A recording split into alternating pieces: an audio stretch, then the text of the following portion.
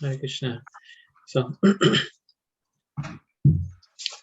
like 17.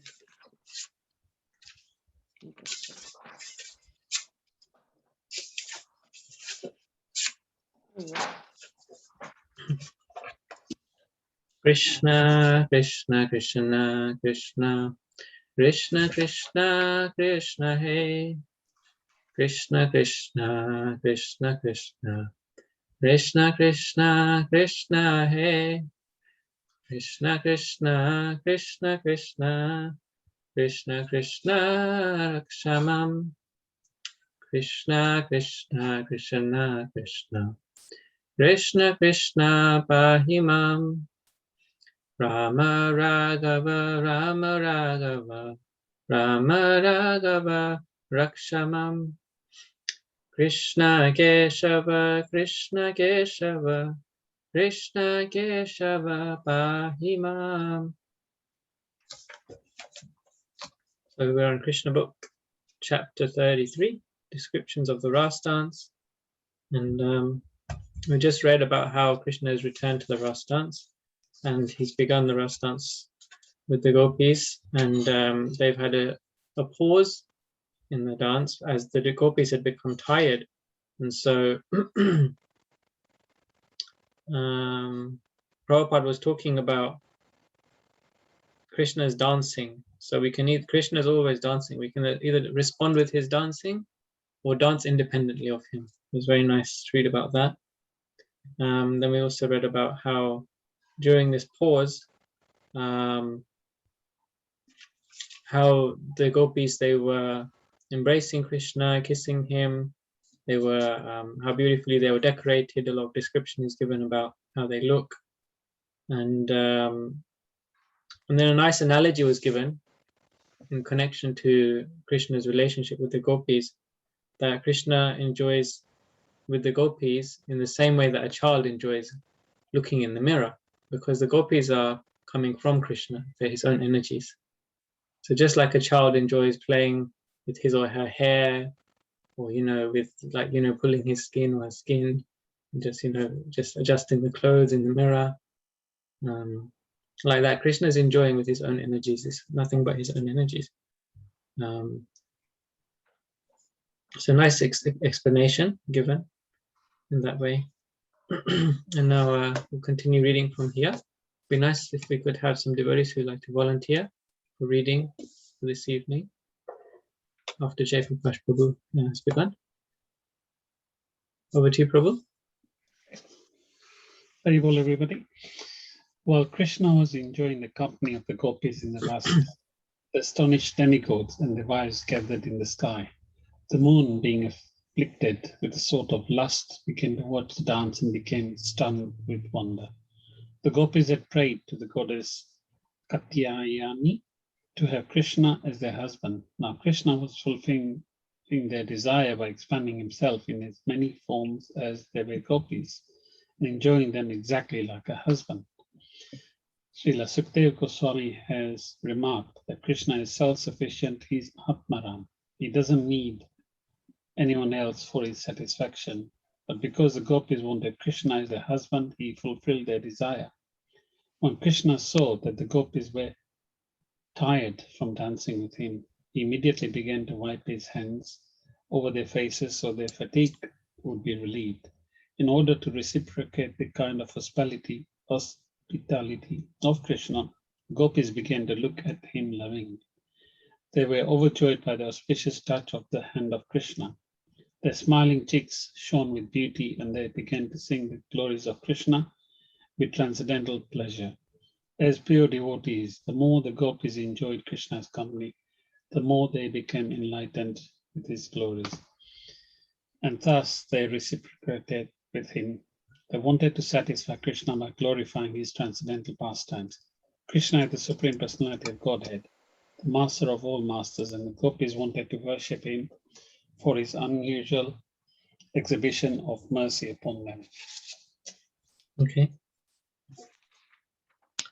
So here we can see that the demigods are watching this Rasa dance, And then as the rasa dancers stop, Krishna is still with each and every gopi individually, and each and every gopi is offering Krishna some personal service, yeah, as they're becoming relieved of their tiredness.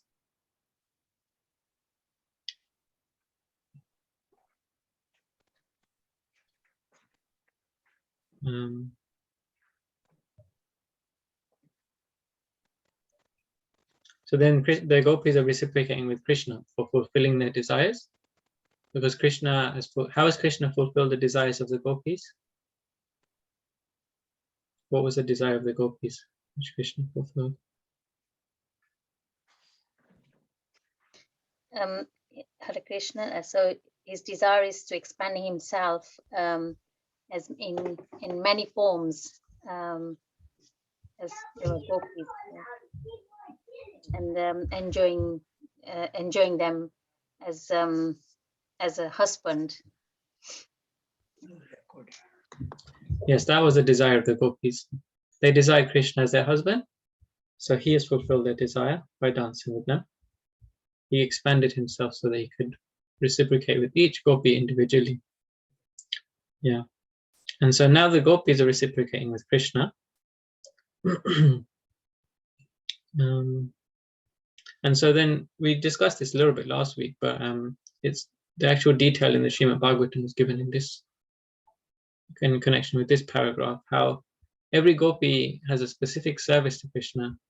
Do you remember some of the examples what each different gopi does? The different kind of services that they offer to Krishna? Hare Krishna. Hare Krishna. I think one of them does like beetle of the of a beetle, and Yes. some flowers, and Yes. some they fan, I think. And some of them have got like a they can be not chastising, but what's the word, they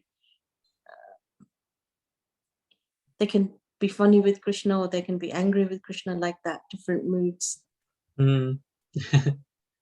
Yes, well remembered. Anyone else can think of any more services which the gopis offer to Krishna?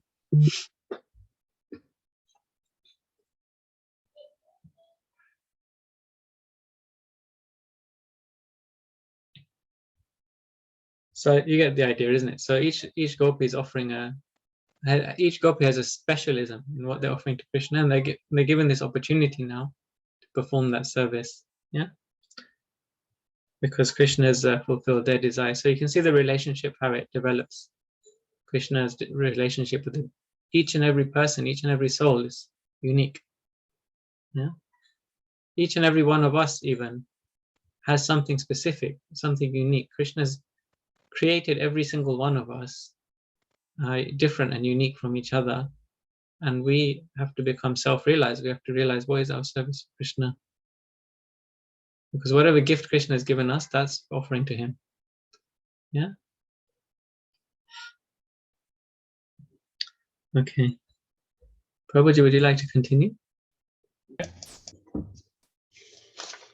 The gopis and Krishna enter the water of the Yamuna just to relieve their fatigue from the rasa dance. The lily flower garlands around the necks of the gopis were torn to pieces due to the gopis embracing the body of Krishna. And the flowers were reddish from being smeared with kumkum on their breasts. The bumblebees were humming about in order to get honey from the flowers. Krishna and the gopis entered the water of the Yamuna just like an elephant enters a water tank with his many female companions.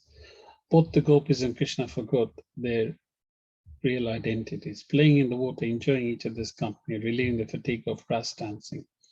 The gopis began to splash water on the body of Krishna, all the while smiling, and Krishna enjoyed this.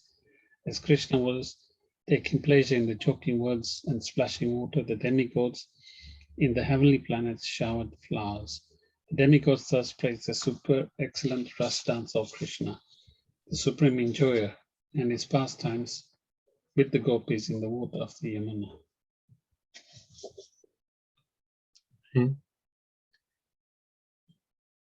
Any thoughts or questions on this one?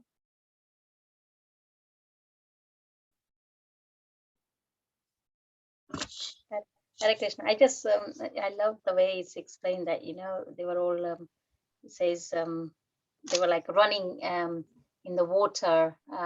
It's like a herd of elephants, and you know, so I just picturize. I just had kind of a realization while I was reading that, you know, where in river Jamuna there's a, you know, the Chirharan pastime when it happens, that the trees and you know, I've been explained that Krishna was sitting there, and so I just trying to imagine that probably all the gopis and Krishna, they were all running, and you know, Krishna was chasing them, and it's just remind me of that pastime.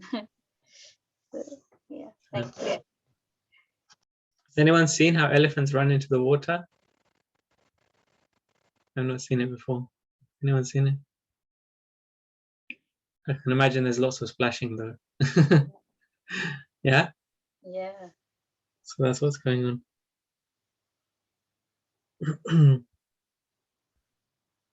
So it's very beautiful description, as Mataji said, Shamrani Mataji said.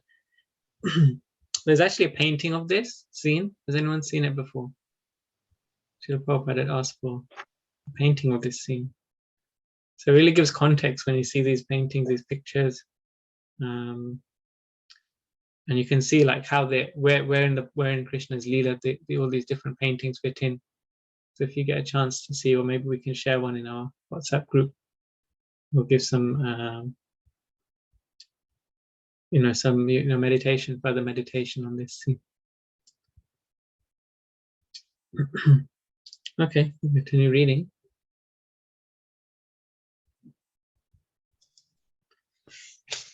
After this, Lord Krishna and the gopis came out of the water and began to stroll along the bank of the Yamuna, where a nice breeze was blowing, carrying the aroma of different kinds of flowers over the water and the land. While strolling on the banks of Yamuna, Krishna recited various kinds of poetry. He thus enjoyed the company of the gopis in the soothing moonlight of autumn. May I continue? Sure, Prabhu. Sex desire is especially excited in the autumn season, but the wonderful thing about Krishna's association with the gopis is there's no question of the sex desire. It was as clearly stated in the Bhagavad description of Sukadeva Goswami.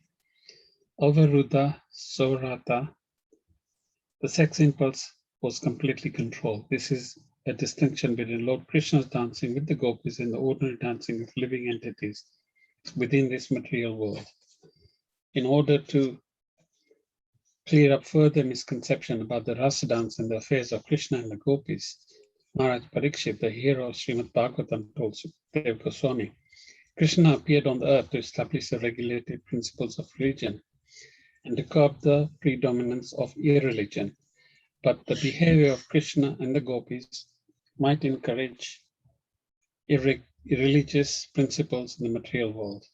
I'm simply surprised that he would act in such a way, enjoying the company of otherwise in the dead of night. The statement of Maharaj Parikshit was very much appreciated by Sukadeva Goswami. The answer anticipates the abominable acts of the Mayavadi impersonalities who place themselves in the position of Krishna and enjoy the company of young girls and women. Okay.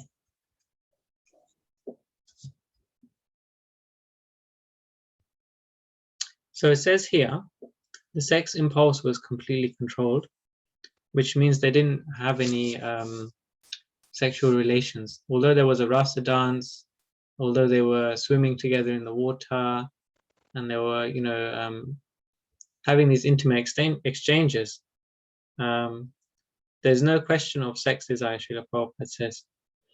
So what it means, because in ordinary sense, the sex desire is controlled by lust. Yeah, lust is what drives the sex desire. But here, because love is controlling the sex desire, therefore it's not uncontrolled. It's controlled by love. Actually, it's the impulse is by love, meaning the impulse is to serve. It's selfless service. Actually, the aim is to please Krishna ultimately. Yeah. So in different ways, different devotees are using that sex impulse to, in a selfless way, to serve Krishna. So even we see with Devaki and Vasudeva at the beginning of this Krsna book, you know, their exchange wasn't based on lust; it was based on service to Krishna. You know, and Krishna, being pleased by that, became their son. Yeah. And then and then obviously all the residents of Vrindavan, there's so many residents who have all the children in Vrindavan. Rupa Goswami writes in his Nectar of Instruction that our goal is to become born in the womb of the gopis. You know, that when we are so fortunate that we can be born in Vrindavan, we have to be born in the womb of a gopi in order to be a Brajbasi, where Krishna is performing his pastimes. So that kind of birth is birth based on love, not based on lust. So similarly here, Krishna's exchanges with the gopis, in all these intimate ways, they're all based on love. So this is the distinction between Krishna's dancing with the gopis and the ordinary dancing of living entities within the material world. So we've read a lot of examples about this now, isn't it? So one of the previous examples given was that it is like iron and gold. The difference between iron and gold, or lust and love, is that they may seem like they may be like metals, but the value is very different of iron and gold. Similarly, the value of lust and love is very different. And then Sukadev Goswami, Maharaj Parikshit says to Sukadev Goswami something interesting. What does he say? This is going to be discussed now in the next few paragraphs. What is the question or the comment which Maharaj Parikshit asks?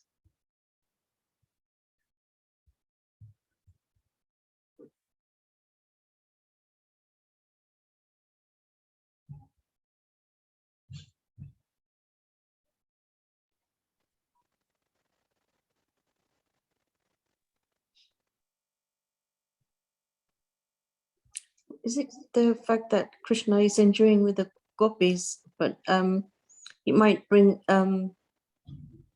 irreligious principles in the material world? Because Mayavadis could easily say, Krishna did this, Krishna did that. No, so I can do it as well, kind of thing. Yeah, really nicely summarized, Mataji. Thank you. Thank you. That was the point exactly. So he's asking this question that should we follow Krishna? Should we do it like this, same as what Krishna is doing? Or how can Krishna be, the Supreme Lord if he's being irreligious, if we're not supposed to do what he's doing? Yeah. And now we're going to read the answers from Sukadev Goswami. Would anyone like to read the next sections? The next few paragraphs? I can read if nobody else wants to. Oh, yes, please. I'm quite happy. The basic Vedic injunctions never allow a person to enjoy sex with any woman except his own wife. Krishna's appreciation of the gopis appeared to be distinctively in violation of these rules. Maharaj Parikshit understood the total situation from Sukadev Goswami. Yet, to further clarify the transcendental nature of Krishna and the gopis in the rasdans, he expressed his surprise. This is very important in order to check the unrestricted association with women by the Prakta Sahajiyas. Okay. So in the Srimad Bhagavatam, it's mentioned why Sukadev Goswami asked this question. In the purports, it's mentioned because when the Srimad Bhagavatam was being spoken, it wasn't only Maharaj Parikshit and Sukadev Goswami there, was it? There were so many other people there. Yeah. So they were not all bhakti yogis. that were sitting in the assembly.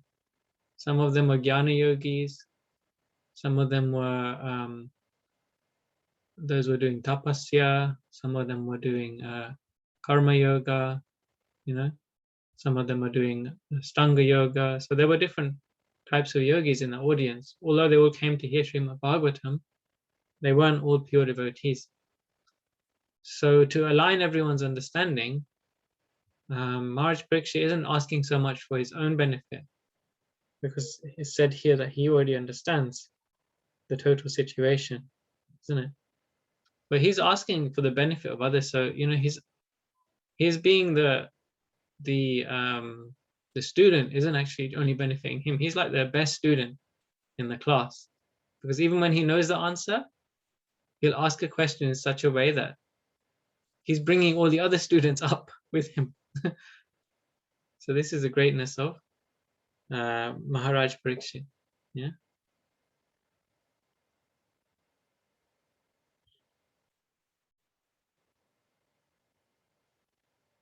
And there's a term here mentioned which is Prakrita Sahajyas. Does anyone know what that means?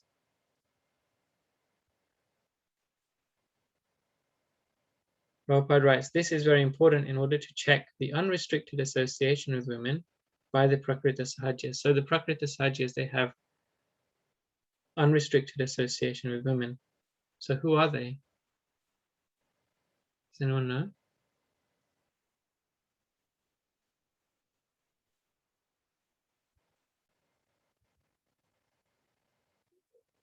Does anyone know what Prakriti means? We sometimes hear this in the Bhagavad Gita. It's mentioned in Bhagavad Gita. Or has anyone heard of the term Sahajya? The Sahajyas are a group of many groups known as the Sahajyas collectively. They're not exactly Vaishnavas, although they may look like Vaishnavas. They may wear tilak or have certain symbols which make them look like Vaishnavas. They often reside in the holy places even, but actually they're not holy people because of one thing: unrestricted association with women. So their philosophy, or rather their lack of philosophy, leads them to have unrestricted association with women. In other words, they're trying to imitate Krishna's rasa dance. There's a sect of Vaishnavas, so-called Vaishnavas, who imitate Krishna's rasa dance, and they think that that's the highest religion. So actually, that's the most abominable thing. Yeah. And so, even though these teachings are there, even though Parikshit Maharaj has asked these questions, especially to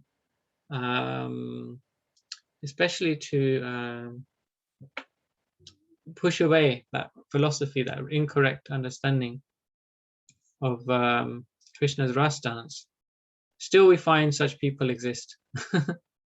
Is it? So it's clear that these people are not connected with Bhagavat Dharma, the Prakrita Sahajyas. They're not connected with Bhagavat Dharma really, because this is Bhagavat Dharma, based on the understanding of Maharaj Parikshit. So Prakrita Sahajya basically means the materialistic sentimentalist. Yeah, they take Krishna's pastimes very cheaply. They think that because Krishna can do anything and everything, they can also imitate that and not be affected by it. So we'll read more about this now. Smita Mataji, would you like to continue? Thank you. In his statement, Maharaj Parikshit has used several important words which require clarification. The first word, Jugapistam, means abominable. The first doubt of Maharaj Parikshit was as follows. Lord Krishna is the Supreme Personality of Godhead, who has advented himself to establish religious principles. Why then did he mix with others' wives in the dead of the night and enjoy the dancing, embracing and kissing. According to the Vedic injunction, this is not allowed. Also, when the gopis first came to him, he gave instructions to them to return to their homes. To call the wives of other persons or young girls and enjoy dancing with them is certainly abominable, according to the Vedas. Why should Krishna have done this? So I'm going to turn this question around to all of you who've been faithfully listening over these weeks. Right. So people may ask us as devotees, people may challenge us. People may see, oh, you follow Krishna and Krishna dances with the gopis, his activities are abominable. They may think like that. So what can we say in response to that? What can we say? We've discussed it a lot over the recent weeks. So we've discussed many points of view from this. How to respond to this. What points would you be able to respond to such a person?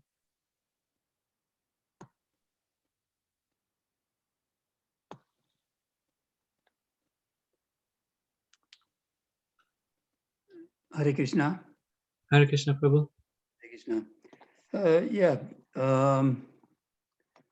Krishna. Krishna was enjoying with the gopis, but he is the Supreme Personality of Godhead. As he is Supreme Personality of Godhead, rules and regulations are not for him. Yeah, that's right. That's one answer. Yeah, the rules and regulations are not for him. Tuesday night now. Tuesday night.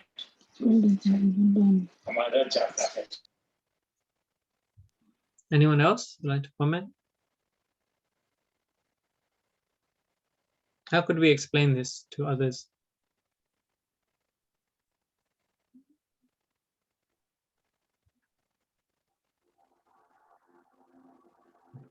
Let's continue reading, and then there's another word used.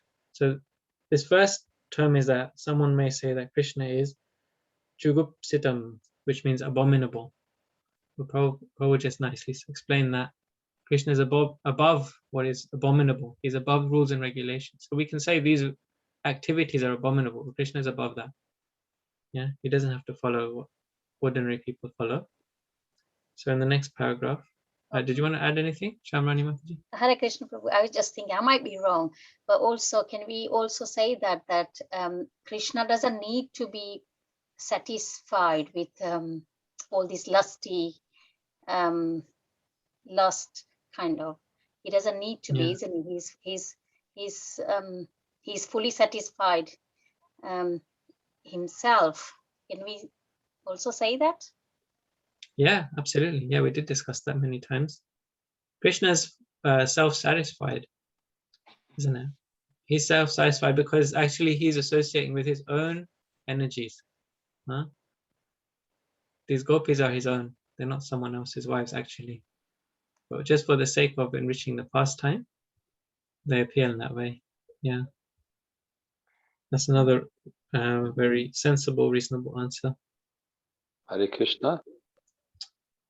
Hare Krishna, Ruben Prabhu. Hare Krishna. Please have obeisances. That's I was just listening because I'm cooking at the same time. I was appreciating the last point you just said, that actually all of the gopis, they're eternally Krishna's lovers. I'm just the carers.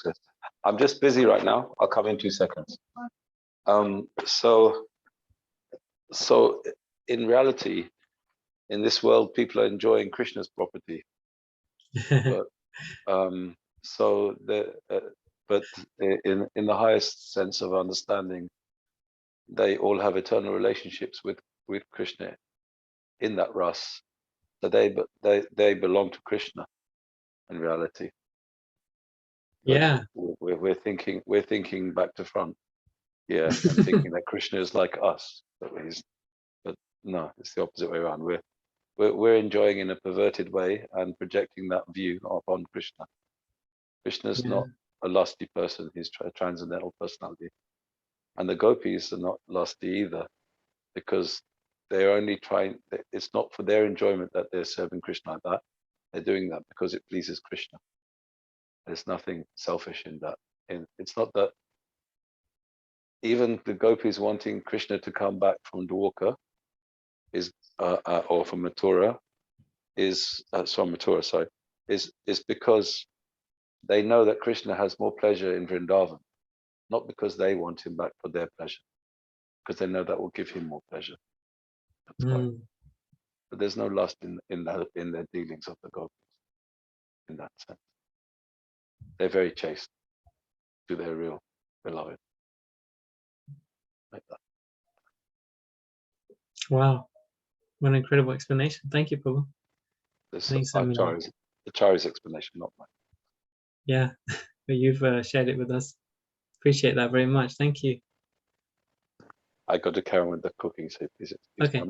I'm listening. I'm appreciating. Thank you. Yeah, so Krishna is he's actually the original enjoyer. Everything is his property anyways.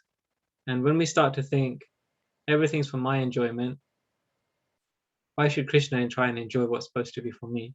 We've actually got the wrong end of the stick, as they say. Yeah. This reminds me of a story. Would you like to hear a little story? There was a story, it's not directly connected with this, but it brings about the same point. And someone asked Srila Prabhupada why, maybe I told this story a lot of times, I don't know. Why are you opening so many new temples? Why installing so many new deities all over? This person was speaking to Srila Prabhupada in India. He was saying, why opening another temple in Vrindavan? Why opening another temple in Mumbai, Bombay at that time? Do you remember what Srila Prabhupada said? I think I might have told this story before.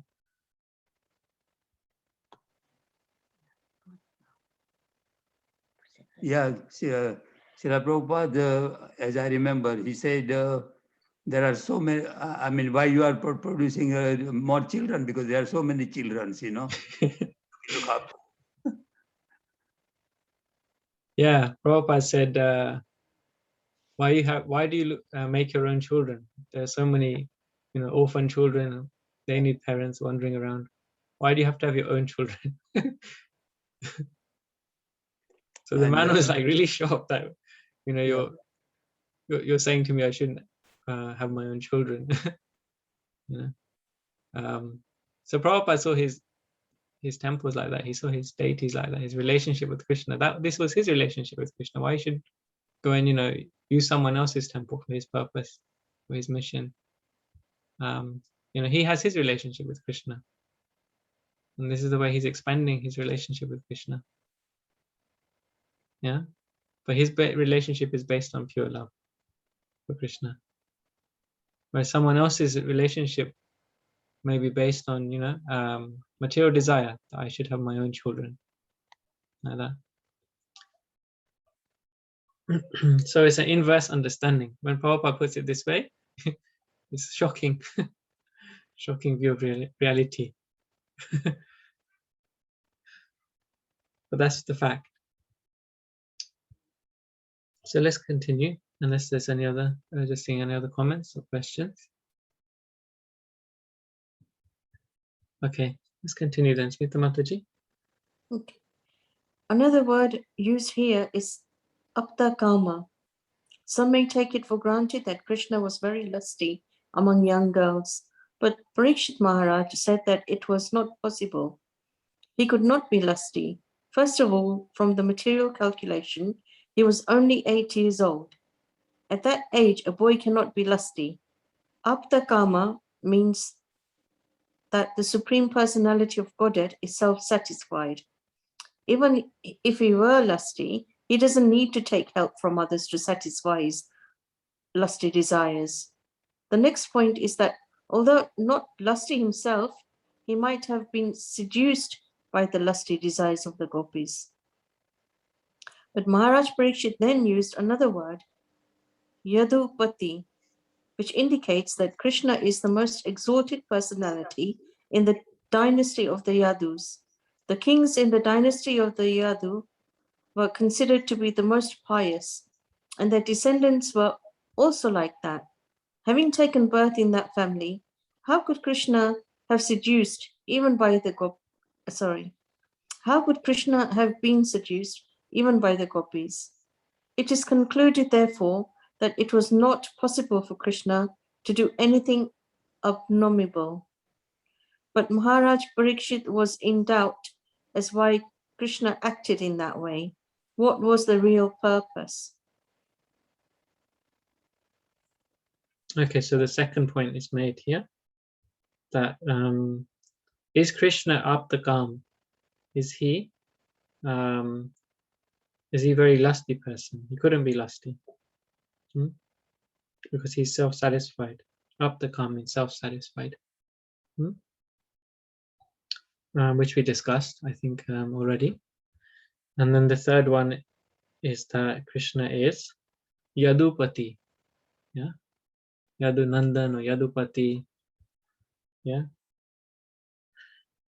So Krishna chose to come in this dynasty. He could have come in any dynasty. He could have come in any family he wanted to. But Krishna chose the most pristine family of all families, in all the royal families that were there at the time. Krishna decided to descend by his own will in the Yaduvams, yeah, the Yadu family, who are the best of all the families. So he was able to maintain that perfect reputation of that family, a good reputation of that family. It's not that he could be seduced by the gopis, in other words.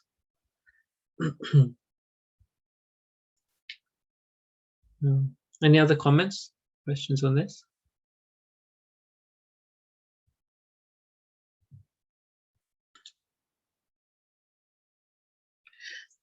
Okay, then we'll continue reading on. Another word Maharaj Parikshit used when he addressed Sukadev Goswami is suvrata, which means to take a vow to enact pious activities. Sukadev Goswami was an educated brahmachari, and under the circumstances, it was not possible for him to indulge in sex. This is strictly prohibited for brahmacharis. And what to speak of a brahmachari like Sukadev Goswami? But because the circumstances of the Rastans were very suspect, Maharaj Parikshit inquired for clarification from Sukadev Goswami. Sukadev Goswami immediately replied that the transgressions of religious principles by the Supreme Controller testified to his great power. For example, fire can consume any abominable thing. That is the manifestation of the supremacy of fire. Similarly, so the sun can absorb water from a urine or from stool, and the sun is not polluted. Rather, due to the influence of the sunshine, the polluted, contaminated place becomes disinfected and sterilized.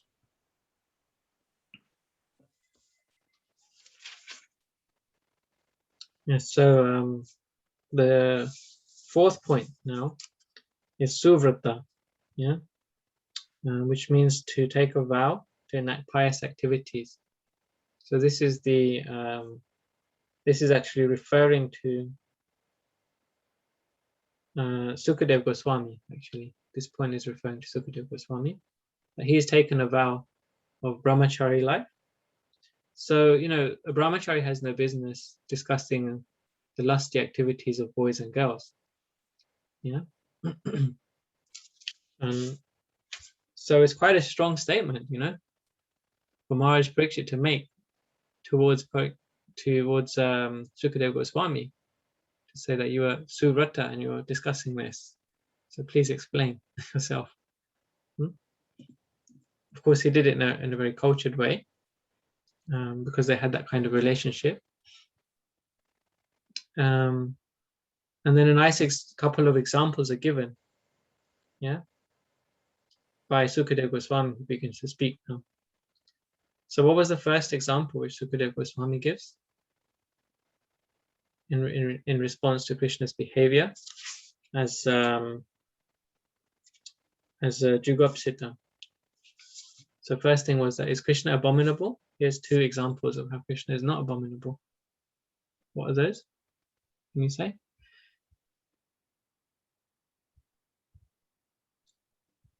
Fire is one of them, Yes. and then the sun is the other.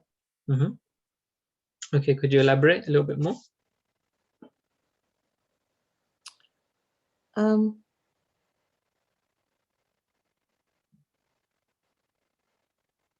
So like the fire, it can give you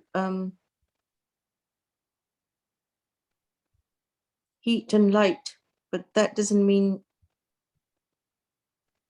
I don't know if I'm understanding it that way. Yeah, so the way it's written here is a good attempt. Is written here that fire can consume any abominable thing, you know. So anything which is rubbish or anything which is useless, you can put in the fire and it will be dispelled, it will be destroyed, isn't it? So that's one example. And another example was the sun. And how was that explained?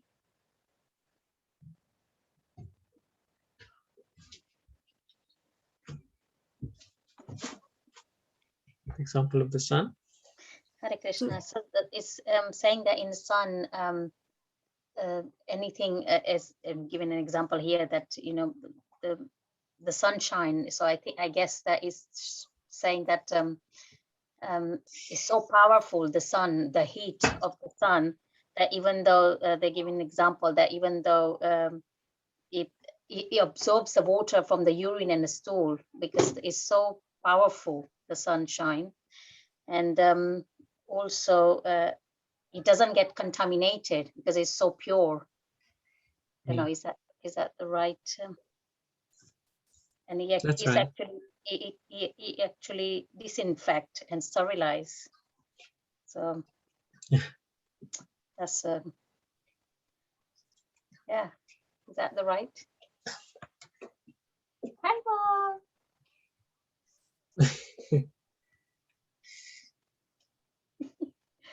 Hi, Boljanova. Water bottle. Yes, the sun is so powerful, even if it comes in contact with something. Even if it goes into the eye with the glasses.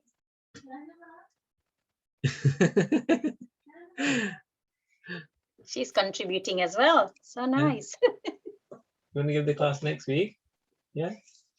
Bye. Very pretty.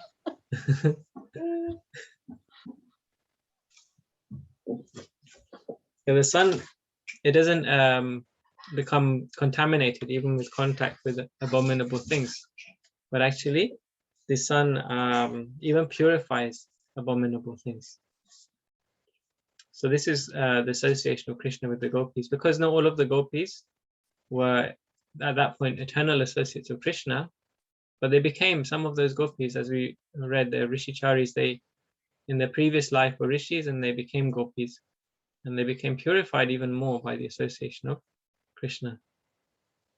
Yeah.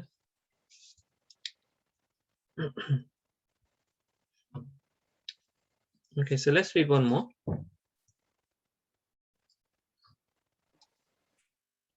One may also argue that since Krishna is the supreme authority, his activities should be followed. In answer to this argument, Sukadev Goswami has very clearly said that the Ishvara, or supreme controller, may sometimes violate his own instructions, but this is possible only for the controller himself, not for the followers. Unusual and uncommon activities by the controller can never be imitated.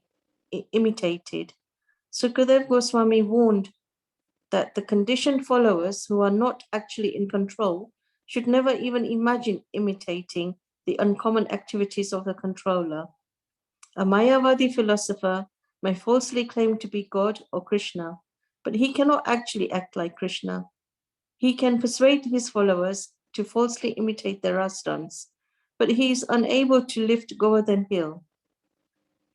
We have many experiences in the past of Mayavadi rascals who delude their followers by posing themselves as Krishna in order to enjoy the Ras Leela. In many instances, they were checked by the government, arrested and punished. In Orissa, Thakur Bhaktivinoda punished a so-called incarnation of Vishnu who was imitating the Ras Leela with young girls. There were many complaints against the so-called incarnation. At that time, Bhaktivinoda Thakur was a magistrate, and the government deputed him to deal with that rascal, and he punished him very severely. The ras dance cannot be imitated by anyone. Sukadev Goswami warns that one should not even think of imitating it. He specifically mentioned that if out of foolishness one tries to imitate Krishna's ras dance, he will be killed, just like a person who wants to imitate Lord Shiva's drinking of the ocean of poison. Lord Shiva drank an ocean of poison and kept it within his throat. The poison made his throat turn blue, and therefore Lord Shiva is called Nilakant. But if any ordinary person tries to imitate Lord Shiva by drinking poison or smoking ganja, he is sure to be vanquished and will die within a very short time. Lord Krishna's dealings with the gopis occurred under special circumstances. Thank you, Mataji. So this is Shukadev Goswami's response to Maharaj Parikshit asking about Aptakam. Yeah, is Krishna self-satisfied? Yeah. So Krishna is self-satisfied because he's a Ishvara, he's a Parameshvara, he's a supreme controller. Everything's under his control. What is there to be unsatisfied about? One may become unsatisfied when something doesn't go their way, right? If we're dissatisfied, but that never happens for Krishna. Yeah. So we can have like some, as Prabhupada, classic Prabhupada here, calling the Mayavadis rascals, who are deluded. Because they only accept part of the understanding of Krishna is. Yeah. They don't accept the complete. Like Krishna is the Supreme Personality of Godhead. That is the title of the book. Krishna is the Supreme Personality of Godhead. Now Krishna, just by his thought, just by his desire, can create entire universes with so much complexity. He can enter into each and every single atom of those universes without any difficulty. Yeah, and he can maintain everything to an unlimited extent. This same Krishna, he is performing the rasa dance. That's his own personal pleasure activity, his lila. So how can we even understand? We can't even understand how Krishna creates one planet. What to speak of one universe or millions of universes. We can't even understand how Krishna is maintaining us, our bodies. We're able to do what we're not able to do.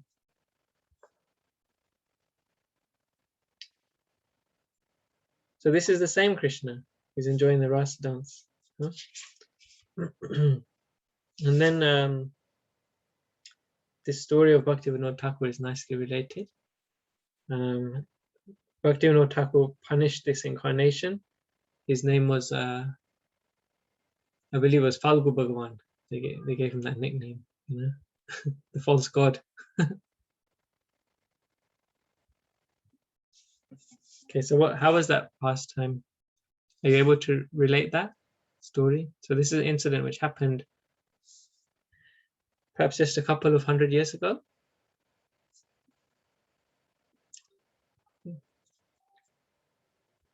So what's that story of Bhaktivinoda Thakur?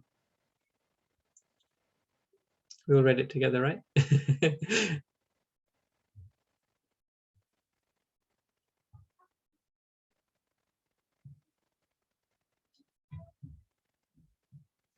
Do you hear about that?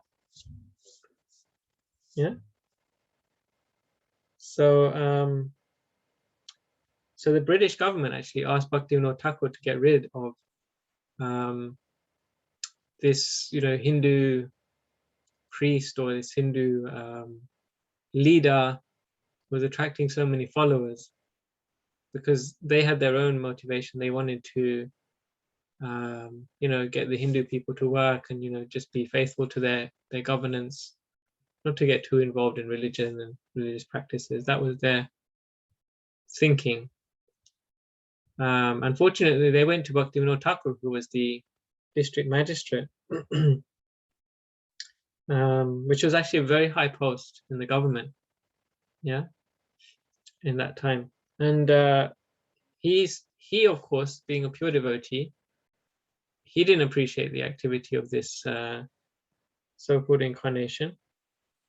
So he happily accepted the service to the government to remove this guy.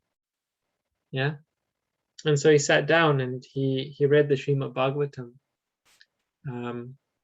And by the potency and power of the Srimad Bhagavatam, this person's own potency was becoming decreased. So that's how amazing it is that, just by vibrating the auspicious sounds, vibrations of the Srimad Bhagavatam, the Gatha of Srimad Bhagavatam, yeah, the powers of the evil become diminished.